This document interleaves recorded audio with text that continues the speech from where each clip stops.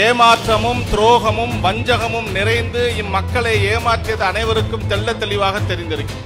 பண்டித ஜவஹர்லால் நேரு அவர்கள் உத்தரப்பிரதேசத்தினுடைய முதல்வரை கூப்பிட்டு கண்டிக்கின்றார். உடனடியாக பள்ளிவாசலை திறந்து அங்கு தொழுகை நடத்துவதற்கான ஏற்பாடுகளை செய்யுங்கள் என்று.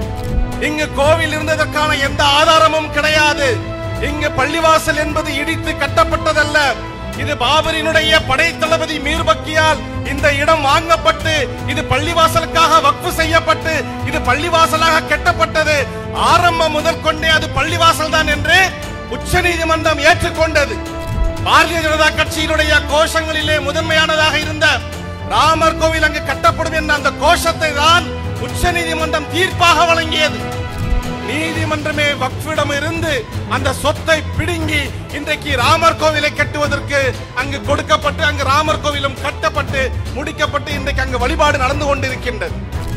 இந்த தர்காவினுடைய விஷயத்தில் இந்து அறநிலைத்துறை எந்த அடிப்படையில் இதில் மூக்கை நுழைக்கின்றது? இந்த சிக்கந்தர் மலையை பிடுங்கி கொடுப்பதற்கு இன்றைக்கு முயற்சி செய்து கொண்டிருக்கிறார்கள். ஒருபோதும் உங்களுடைய முயற்சி நடைபெறாது. இந்த மதுரையினுடைய மக்கள் அதற்கு ஒருபோதும் உங்களை விடமாட்டார்கள். மதுரையினுடைய உறவு முறை என்பது அந்த அளவிற்கு வலுவானது. ஒரு வரலாற்று நிகழ்வோடு என்னுடைய உரையை ஆரம்பம் செய்ய நான் ஆசைப்படுகின்றேன். அந்த வரலாறு என்பது முழுக்க முழுக்க முஸ்லிம் சமூகத்துக்கு இந்த மண்ணுக்கு துரோகம் இழைக்கப்பட்ட ஒரு வரலாறு. அந்த வரலாறு இந்த சமூகத்தை கிட்டத்தட்ட 75 ஆண்டுகளாக ஏமாற்றி கொண்டிருக்கக்கூடியவர்களுடைய முகத்திரையை கிழிக்கக்கூடிய ஒரு வரலாறு. அந்த வரலாறு தான் பாபரி மஸ்ஜித். பாபரி மஸ்ஜிதினுடைய இந்த வரலாற்றை நீங்கள் முழுமையாக பார்த்தீர்களேயானால் ஏமாற்றமும் துரோகமும் வஞ்சகமும் நிறைந்து இம்மக்களை ஏமாற்றியது அனைவருக்கும் தெள்ள தெளிவாக தெரிந்திருக்கும். பாபரி மஸ்ஜித் இருந்த இடத்தில் ராமர் கோவில் இருந்ததாக சுதந்திரத்திற்கு முன்பே பிரச்சனையை கிளப்பியவர்கள் சங்க பரிவார பாசிச சிந்தனையுடையவர்கள். ஆனால் அப்பொழுது ஆங்கிலேய அரசாங்கம் ஆவணங்கள் ஆதாரங்களின் அடிப்படையில் இங்கு கோவில் இல்லை, இது மசூதிதான் என்பதை திரும்ப திரும்ப சுதந்திரத்துக்கு முன்பாக அது சொல்லப்பட்டு தீர்ப்பும் வந்துவிட்டது.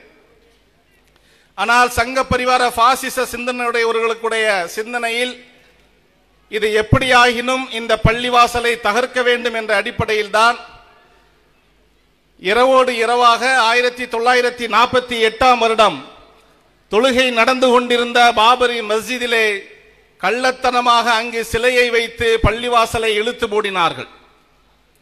இந்திய அரசை அப்பொழுது காங்கிரஸ் கட்சி ஆட்சி செய்து கொண்டிருந்தது. உத்தரப்பிரதேச மாநிலத்தையும் காங்கிரஸ் தான் ஆட்சி செய்தது.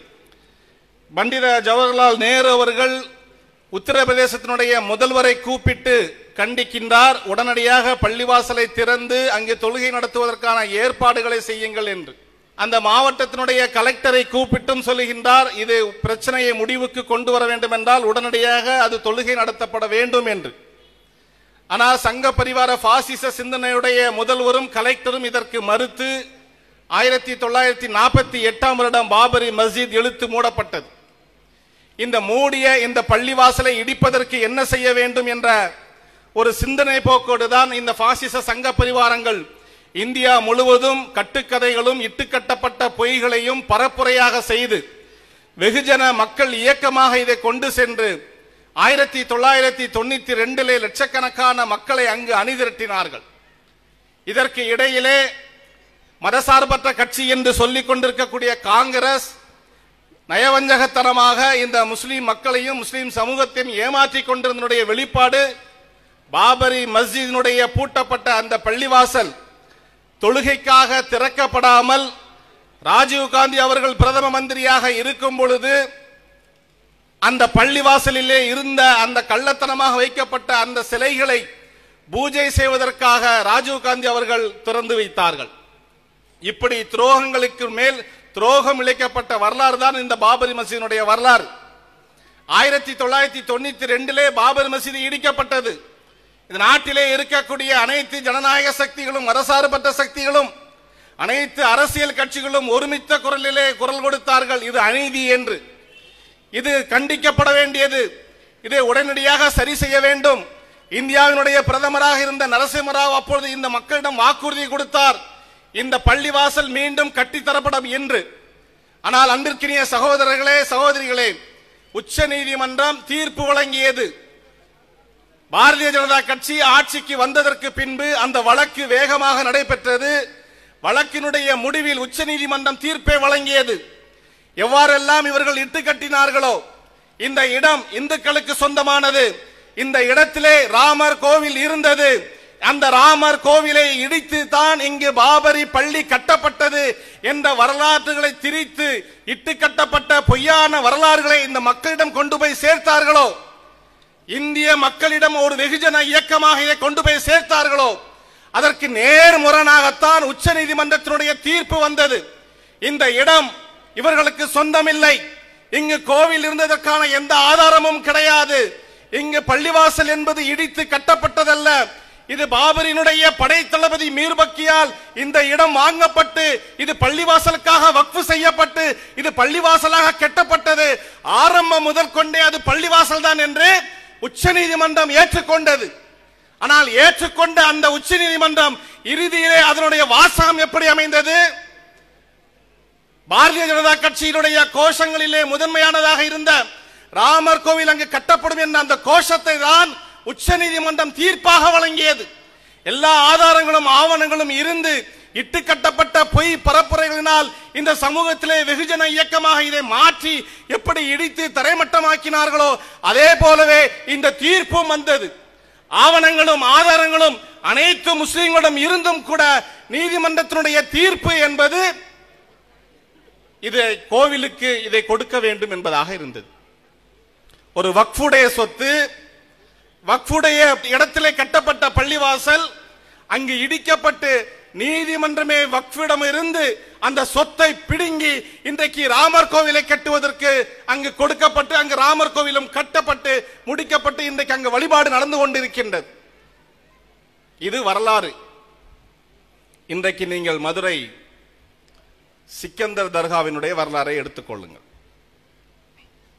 1920 இருந்து இந்த சிக்கந்தர் தர்காவினுடைய வழக்குகள் நடந்து கொண்டே இருந்தது.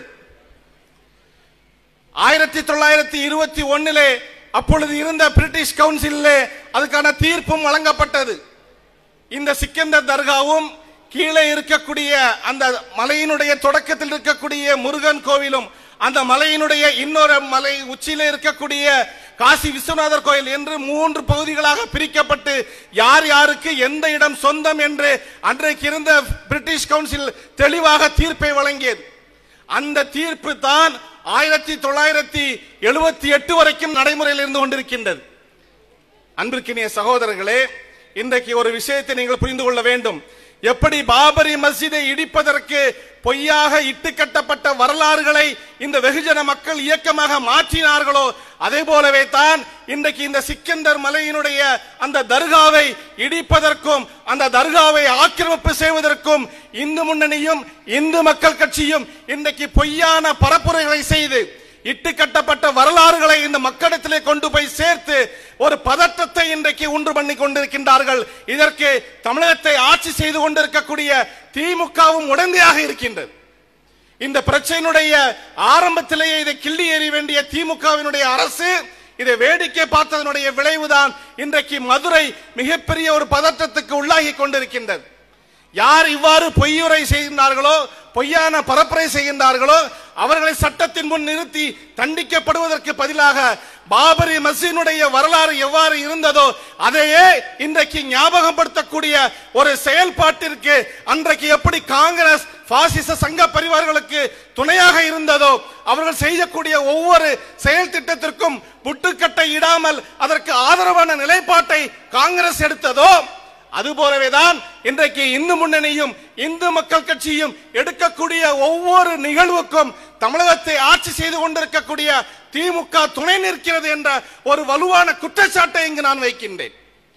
இந்த தர்காவினுடைய விஷயத்தில் இந்து அறநிலைத்துறை எந்த அடிப்படையில் இதில் மூக்கை நுழைக்கின்றது?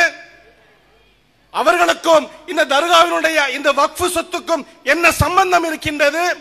இந்து அறநிலைத்துறையினுடைய பங்கு என்பது அங்கிருக்கக்கூடிய முருகன் கோவிலுக்கும், திருப்பரங்குன்றம் முருகன் கோவிலுக்கும், காசி விஸ்வநாதர் கோயிலுக்கும் மட்டுமே தான் இந்து அறநிலைத்துறை சம்பந்தம். ஆனால் அது ஏன் இந்த சிக்கந்தர் மலையினுடைய பிரச்சனையில் இன்றைக்கு மூக்கை நுழைக்கின்றது? 2024 வரைக்கும் அங்கே எந்த பிரச்சனையும் கிடையாது.